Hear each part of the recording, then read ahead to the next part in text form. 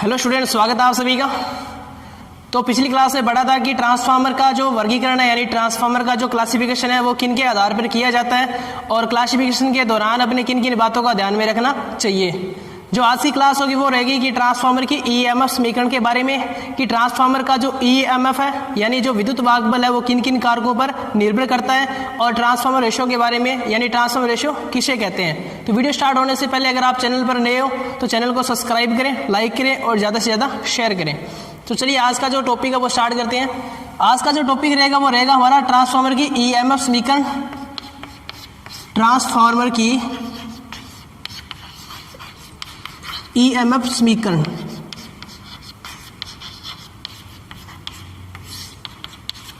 ये आपका जो टॉपिक है ये बहुत ही मोस्ट इंपॉर्टेंट टॉपिक है, यानी इसी के टॉपिक के आधार पर ट्रांसफार्मर के क्वेश्चन पूछे जाते हैं। यानी कि ट्रांसफार्मर जो ईएमएफ बनता है यानी जो सेकेंडरी में जो ईएमएफ बनता है वो किन किन कारकों पर निर्भर करता है, किसके समानुपाती होता है, आज अपने इसी के बारे में पढ़ेंगे।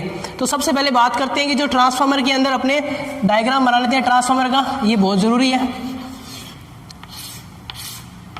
ट्रांसफार्मर के अंदर जब मैंने प्रत्यावर्ती प्रकार की धारा दी जाती है, आप सभी को पता है कि ट्रांसफार्मर कौन सी धारा पर कार्य करता है, एसी धारा पर। जब मैं ट्रांसफार्मर पर एसी सप्लाई दूंगा तो इसमें प्रत्यावर्ती प्रकार का क्या बनेगा, चुंबकीय क्षेत्र बनेगा।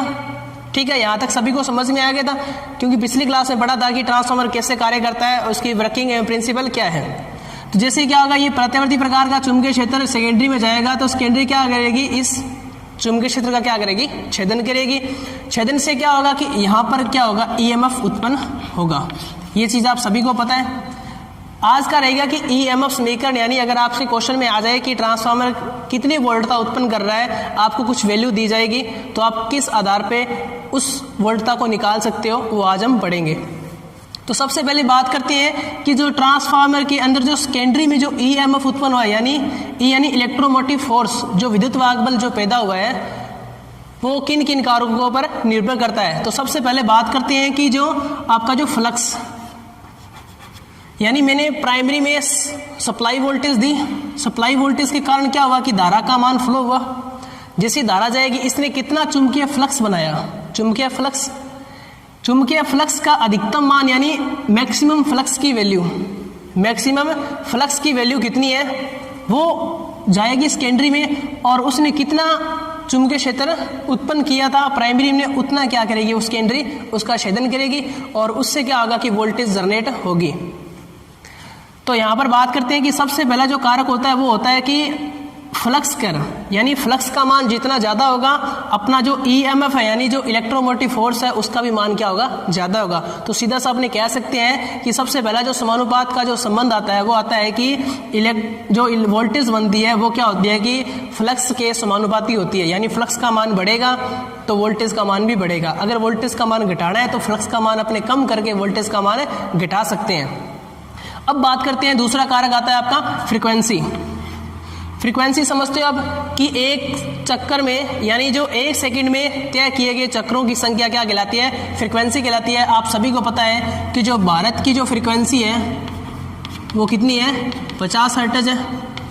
50 हर्ट्ज का मतलब है कि एक जो सेकंड होते हैं उसमें 50 चक्कर हो रहे हैं, इसे क्या बोला जाता है, 50 हर्ट्ज बोला जाता है। यानी एक सेकंड में एक साइकिल की बात करें तो ये क्या आपका आधा प्लस का चक्कर और आधा माइनस का चक्कर, ये क्या कहलाता है, एक चक्कर।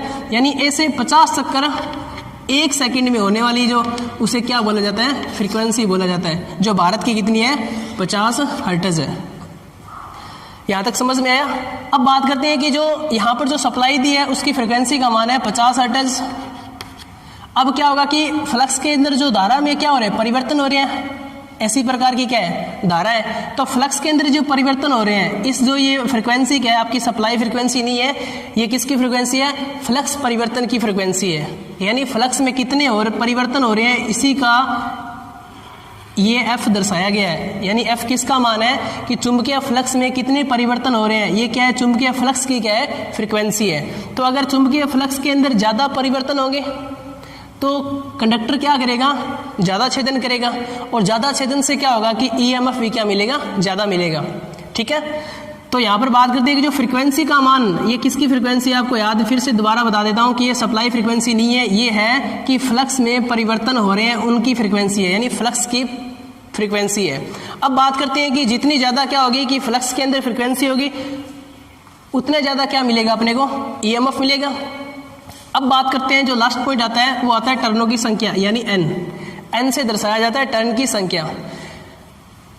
कंडक्टर की संख्या जितनी ज़्यादा होगी उतना ज़्यादा क्या घटेगा, उतना ज़्यादा क्या घटेगा, चुंबकीय फ्लक्स घटेगा, और जितना ज़्यादा चुंबकीय फ्लक्स घटेगा उतनी ज़्यादा क्या मिलेगा अपने को, ईएमएफ मिलेगा।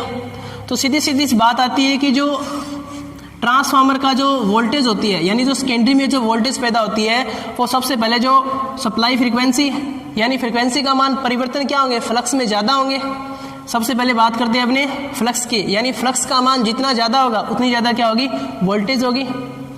उस फ्लक्स में जितने ज़्यादा परिवर्तन होंगे उतने ज़्यादा कंडक्टर काटेंगे, उतनी ज़्यादा क्या मिलेगी, वोल्टेज मिलेगी। अब बात करते हैं कि जितने ज़्यादा कंडक्टर होंगे उतनी ज़्यादा इस परिवर्तित फ्लक्स को क्या करेंगे, ज़्यादा काटेंगे, तो वोल्टेज भी क्या मिलेगी, ज़्यादा मिलेगी। तो आपको बताना है कि जो ई होता है वो समानुपात होता है फाई मैक्सिमम के, एफ के और एन के। यहाँ पर फाई मैक्सिमम क्या है कि अधिकतम चुंबकीय फ्लक्स, आपको बता देता हूँ यहाँ क्या है, फाई का मान है अधिकतम चुंबकीय फ्लक्स, एफ बताया गया है आपको आवर्ती, किसकी आवर्ती है ये, फ्लक्स की। अब बात करते हैं कि एन क्या है यहाँ पर, टर्नों की संख्या, ठीक है। अब बात करते हैं कि एवरेज वोल्टेज की, यानी अगर बात करें कि एवरेज वोल्टेज कितनी मिलेगी उसके बारे में, तो क्या होता है कि जो अपने को एवरेज वोल्टेज ज्ञात करनी है, तो इसका जो ये फॉर्मूला क्या है कि ई एवरेज बराबर क्या हो जाएगा आपका, फाई मैक्सिमम गुणा में एफ गुणा में एन। ये आपकी एक समीकरण है जिससे आप वोल्टेज का मान निकाल सकते हो, ठीक है। ये क्या है, बराबर का निशान है। अगर अपने को फाई मैक्सिमम दे रखा है, यानी फ्लक्स का मान दे रखा है, फ्रीक्वेंसी दे रखी है, टर्नों की संख्या दे रखी है, तो आप एवरेज वैल्यू निकाल सकते हो। एवरेज वैल्यू निकालने का फॉर्मूला क्या है, phi maximum into frequency into टर्नों की संख्या।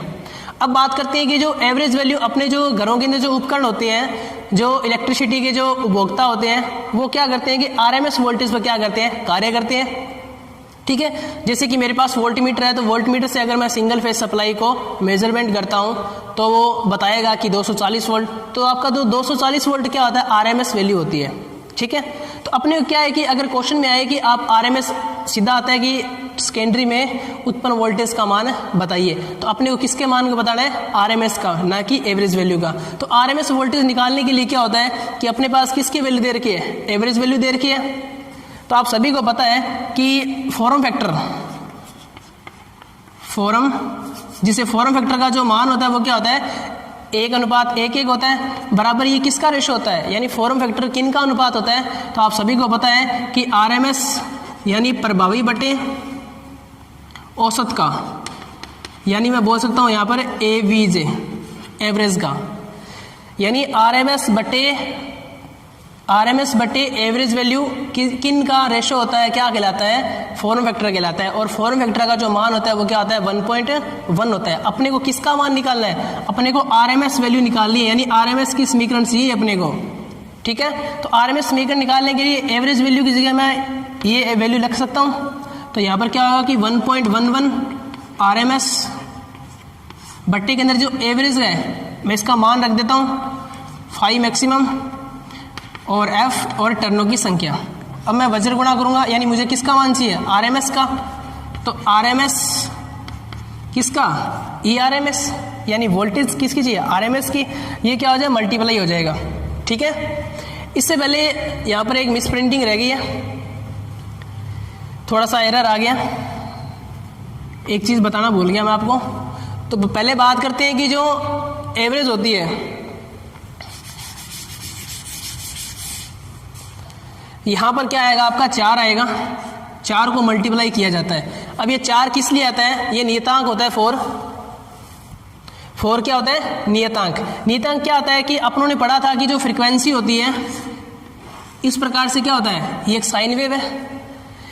ये क्या होता है कि ये प्लस के अंदर ये साइकिल जीरो में यानी माइनस में चलती है।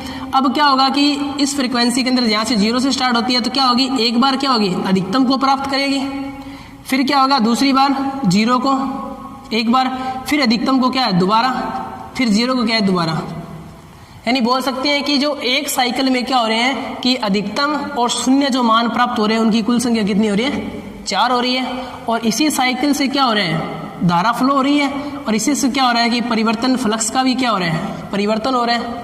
तो इसलिए क्या होता है कि यहाँ पर 4 लिया जाता है, तो यहाँ पर क्या आएगा आपका 4 आएगा।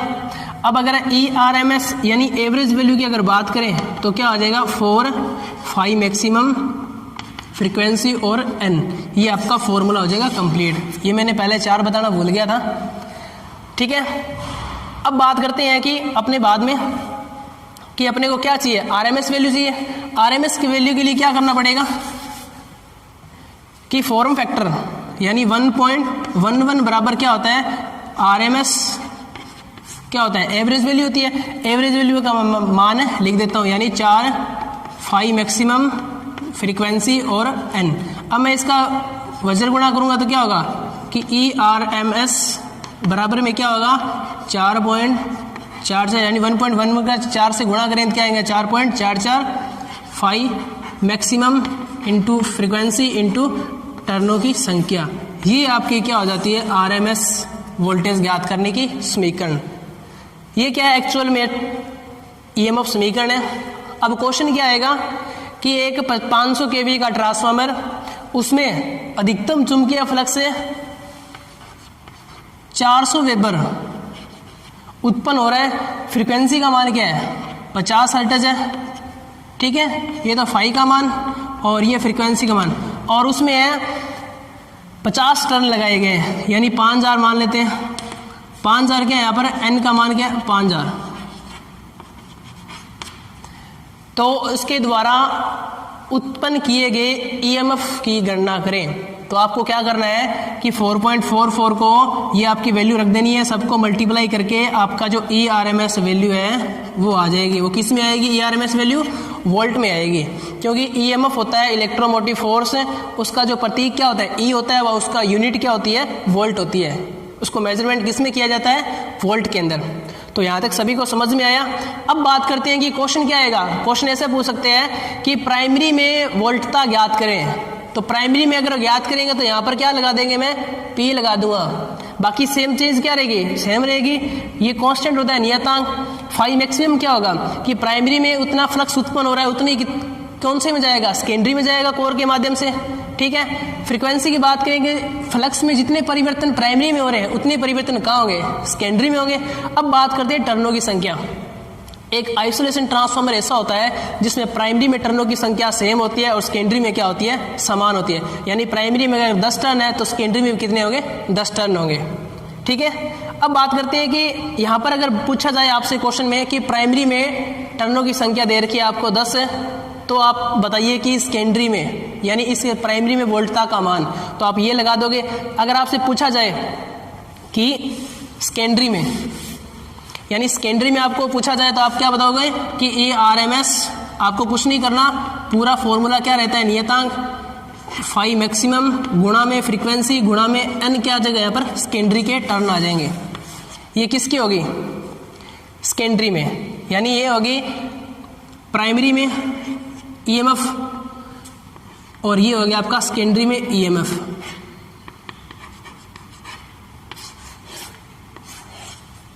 प्राइमरी में EMF पूछे तो क्या लगाना है, NP यानी प्राइमरी में टर्नों की संख्या। अगर सेकेंडरी में पूछे तो क्या लगाओगे, सेकेंडरी में टर्नों की संख्या, ठीक है। यहां तक सभी को समझ में आया कि ट्रांसफार्मर की EMF समीकरण और ट्रांसफार्मर किन किन कारकों पर निर्भर करता है, ट्रांसफार्मर का EMF यानी फ्लक्स घनत्व पर, फ्रीक्वेंसी पर और टर्नों की संख्या पर। उदाहरण लें,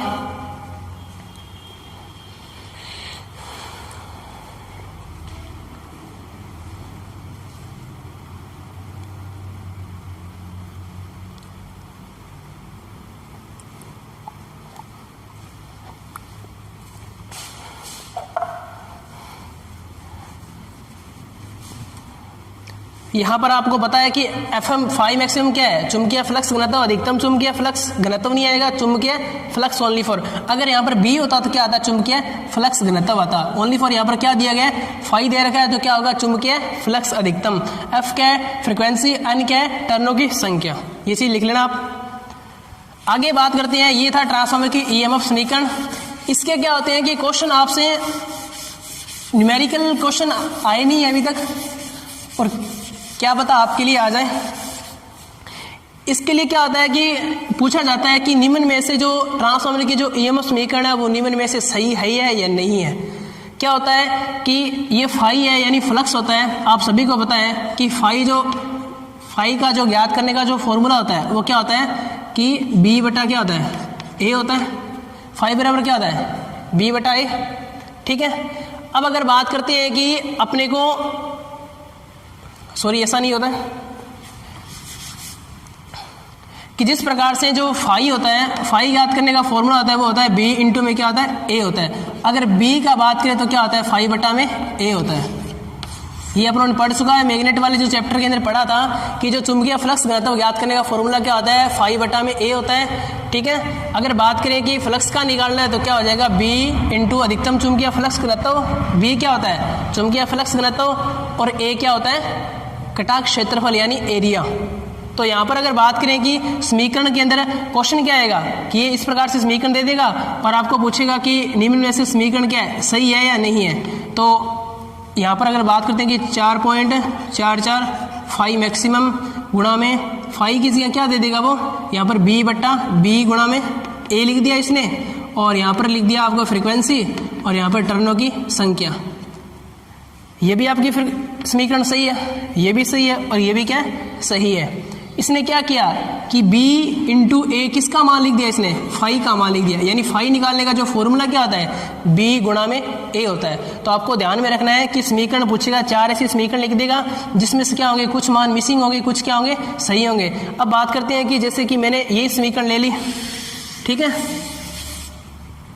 ये तो हो गया आपका A ऑप्शन, ये हो गया B ऑप्शन, और C बोल देगा कि A और B दोनों, और D यहाँ पर बता देगा कि इनमें से कोई नहीं।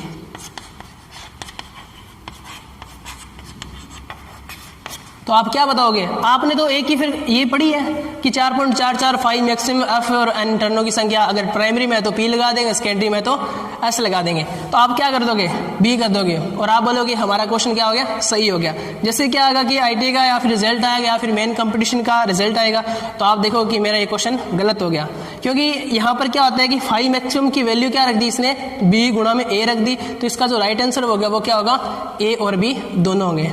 यानी इस प्रकार से वो एरर दे देगा आपको समीकरण के अंदर, और आपको एरर को फाइंड करना है और आपको राइट आंसर पर क्या करना है, टिक करना है। ये समीकरण समझ में आई। अब बात करते हैं कि अपने ट्रांसफार्मर रेशो के बारे में, कि ट्रांसफार्मर रेशो क्या होता है।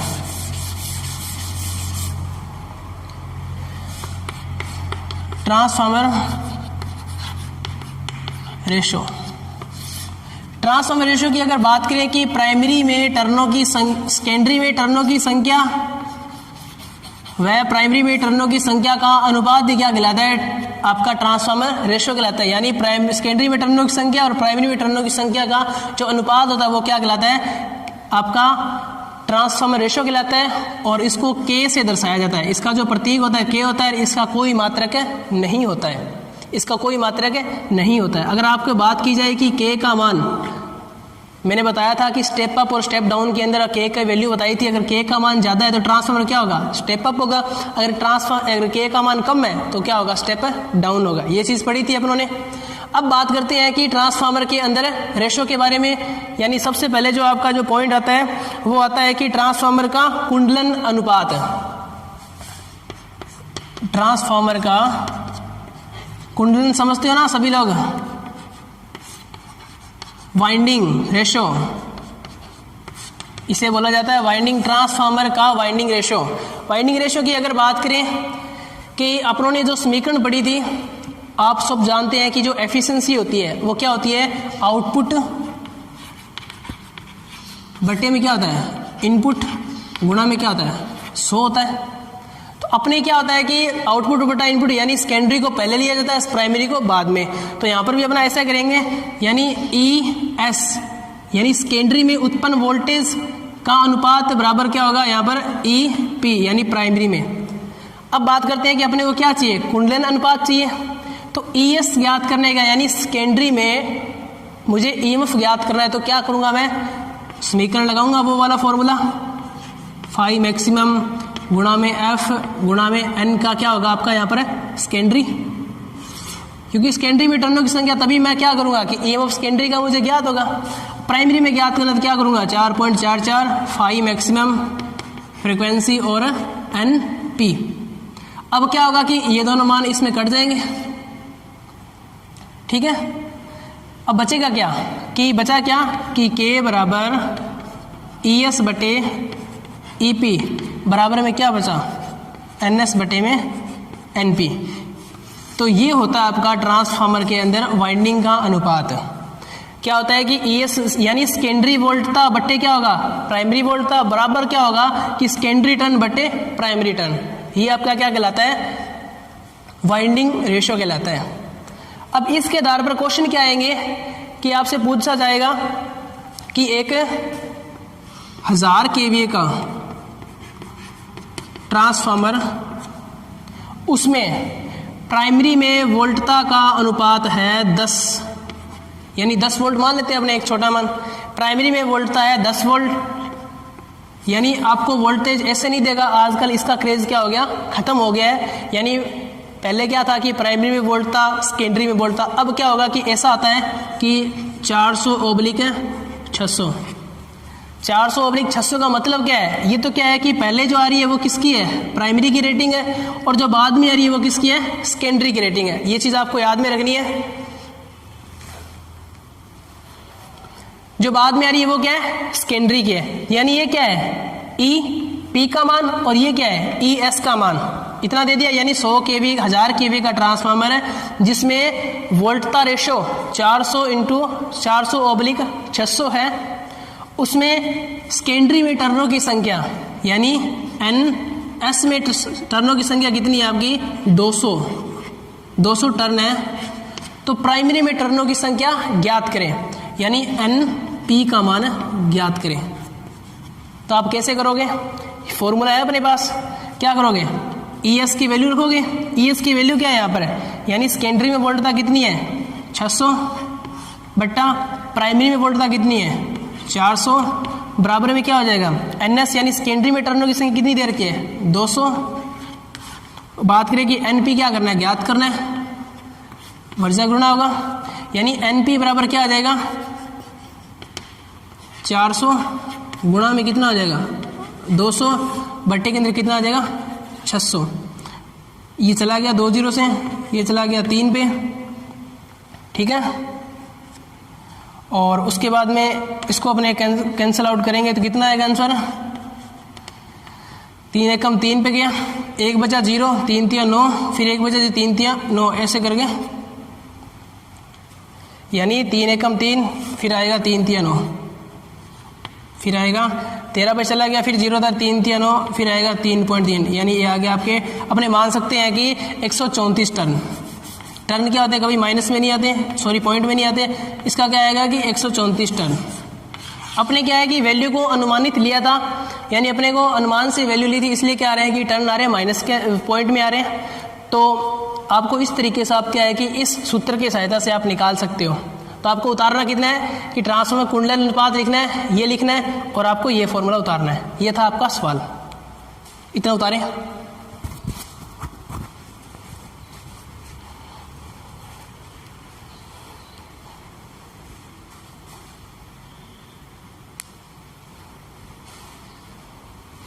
अब बात करते हैं अपने धारा रेशो, यानी धारा का अनुपात, यानी धारा का अनुपात क्या होता है।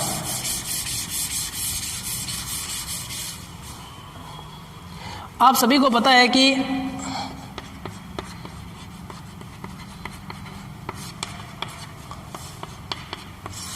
धारा अनुपात निकालने के लिए क्या होता है I² R जिस प्रकार से जो फॉर्मूला पढ़ा था आपने कि ट्रांसफार्मर के अंदर की जो प्राइमरी में, जैसा कि आप जानते हैं कि वहाँ पर आर क्या होता है कि जो धारा का मार्ग में क्या करता है, विरोध उत्पन्न करता है।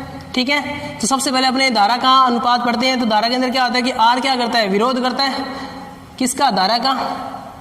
ये कौन से परिपथ में है, डीसी के अंदर। अपने कौन से परिपथ पढ़ रहे हैं, एसी के अंदर। एसी में जो कुल अवरोध क्या करता है वो कहलाता है आपका जेड, यानी इंपीडेंस कहलाता है। तो इसका जो फॉर्मूला था ड्रॉप का, वोल्टेज का, वो क्या था, आई स्क्वायर आर था। आर की जगह मैं क्या ले सकता हूँ, एसी परिपथ पढ़ रहे थे, यहाँ पर क्या ले सकता हूँ मैं, जेड का मान ले सकता हूँ, यानी आई स्क्वायर क्या हो जाएगा, जेड। अब बात करते हैं कि जो प्राइमरी में आई स्क्वायर प्राइमरी गुणा में जेड प्राइमरी, यहाँ तक समझ में है। आई स्क्वायर आर यानी आई स्क्वायर जेड बराबर क्या होगा, आई स्क्वायर सेकेंडरी गुणा में जेड स्क्वायर सेकेंडरी। ठीक है, धारा का अनुपात को एक अन्य नाम से भी जाना जाता है अब, क्योंकि धारा का ले रहे हैं साथ में क्या ले रहे हैं, जेड, यानी इंपीडेंस रेशियो भी बोल सकता हूं मैं। तो यहाँ पर आएगा प्रतिबाधा। इंपीडेंस को क्या बोला जाता है, प्रतिबाधा रेशो, प्रतिबाधा रेशो या फिर धारा अनुपात। अब बात करते हैं, इस प्रकार से आ गया। अब क्या होता है कि ये जो संख्या गुणा में है वो इस साइड आएगी तो किस में हो जाएगी, भाग में हो जाएगी। यानी क्या होगा कि आई स्क्वायर पी बट्टे के अंदर क्या हो जाएगा, आई स्क्वायर एस हो गया। अब क्या होगा कि इधर एक संख्या बच गई, इधर एक बच गई, और ये वाली कहाँ जाएगी, इस साइड चली जाएगी, तभी क्या आएगा, बराबर का निशान आएगा। तो क्या होगा कि जेड एस पढ़ा ही था, यानी सेकेंडरी में इंपीडेंस, बट्टे में क्या आ जाएगा, प्राइमरी में इंपीडेंस का अनुपात।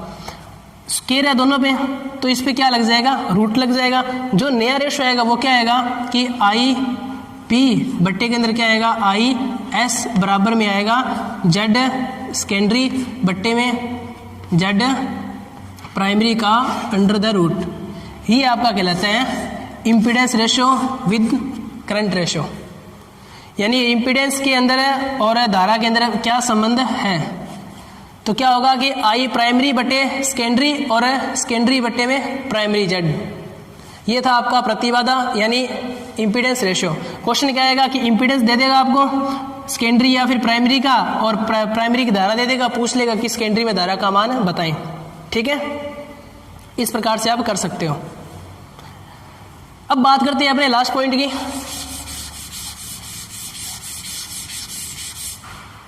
कि शक्ति अनुपात, शक्ति रेशो, इसे पावर रेशो भी बोला जाता है। अब बात करते हैं कि जो पावर रेशो है, पावर रेशो के अंदर आपने पढ़ा था कि जो फॉर्मूला P बराबर क्या होता है, VI, ये आप सब लोग जानते हैं। तो V किस गया, मैं यहां पर अपना मान किसका ले सकता हूं, I का, E के, यानी E को जब गुणा किया जाता है I से तो आपका किसका मान निकलता है, पावर का। ठीक है, तो अब बात करते हैं कि यहाँ पर जो शक्ति रेशो के अंदर तो पावर मुझे निकालनी है, तो क्या होगा कि ई यहाँ पर पढ़ा था कि सेकेंडरी में टर्नों की संख्या बट्टे के अंदर क्या आएगा, ये आपका प्राइमरी के अंदर। ये आपने इस प्रकार से ले सकते हैं कि सेकेंडरी में गुणा में क्या होगा, प्राइमरी में, बराबर में बात करते हैं प्राइमरी में गुणा में क्या आ जाएगा आपके सेकेंडरी में। अब क्या होगा कि जो ई आपका इस साइड आएगा तो कहाँ चला जाएगा, बट्टा में गुणा वाली जो भाग संख्या होती है वो कहाँ चला जाती है, बट्टा के अंदर। तो ई एस सेकेंडरी बट्टा में क्या हो जाएगा, प्राइमरी, और बराबर ये जो प्राइमरी है आई पी बट्टा की क्या आ जाएगी आपके आई एस। तो आपका जो शक्ति जो रेशो होता है वो इस प्रकार से निकलता है कि सेकेंडरी में वोल्टेज बट्टे क्या होगा, प्राइमरी में बराबर क्या होगा, सेकेंडरी में धारा और बट्टे प्राइमरी में धारा। ठीक है, ये था आपका शक्ति रेशो। इसका अगर क्वेश्चन है तो क्या होगा कि आपको वोल्टेज दे देगा, सेकेंडरी में वोल्टेज और प्राइमरी में वोल्टेज, और धारा दे देगा, पूछ लेगा कि सेकेंडरी में कितनी धारा फ्लो हो रही है। तो आप इस प्रकार से वज्रगुणा करके आप इसका आंसर निकाल सकते हैं। तो ये था आज की ईएमएफ समीकरण के बारे में और ट्रांसफार्मर रेशो के बारे में, यानी किस किस का अनुपात क्या होता है। तो मैं एक बार पूरा फॉर्मूला लिख देता हूँ दोबारा से, यानी जो लास्ट की जो ईएमएफ समीकरण बनती है, शक्ति रेशो को, इंपीडेंस रेशो को और करंट रेशो को मिलाकर जो एक फॉर्मूला बनता है वो मैं लिख देता हूँ एक बार यहाँ पर, कि K बराबर क्या होता है कि ई एस बट्टे के अंदर क्या होगा, ई पी, बराबर में करंट क्या है, आई पी बट्टे में क्या हो जाएगा, आई एस। अब बात करते हैं कि NS बट्टे में क्या हो जाएगा NP, बराबर के अंदर जो इम्पीडेंस रेशो बताया था वहाँ पर क्या हो जाएगा कि ZS बट्टे के अंदर क्या आ जाएगा ZP, इसका क्या आ जाएगा रूट आ जाएगा। ठीक है, अगर वोल्टेज की बात करें कि यहाँ पर कि VS बट्टे के अंदर क्या आ जाएगा VP। ये था आपका कंप्लीट पूर्ण रेशो ट्रांसफार्मर के प्राइमरी और सेकेंडरी के बीच का अनुपात। इसके आधार पर अगर आपको धारा वोल्टेजता दे दे तो ये फॉर्मूला लगा लेंगे, धारा वोल्टता और टर्न दे दे तो आप इम्पीडेंस इस प्रकार से जो भी आपको वैल्यू दी जाएगी, 3 वैल्यू दी जाएगी, एक वैल्यू क्या होगी मिसिंग होगी, तो आप इससे क्या है निकाल सकते हो इस फॉर्मूले से। तो आज का जो लेसन था, आज का जो टॉपिक था वो यही इतना ही। और अधिक जानकारी के लिए आप इस चैनल पर बने रहें, और अगर जिस चैनल ने व्यक्ति ने सब्सक्राइब नहीं किया है तो चैनल को सब्सक्राइब करें, लाइक करें और ज़्यादा से ज़्यादा शेयर करें। अगर इसमें से कोई भी टॉपिक अगर आपको समझ में नहीं आता है या कुछ मिसिंग है चीज़ तो आप मुझे कमेंट बॉक्स में कमेंट करें। ओके, जुड़े रहिए हमारे चैनल के साथ। Thank you.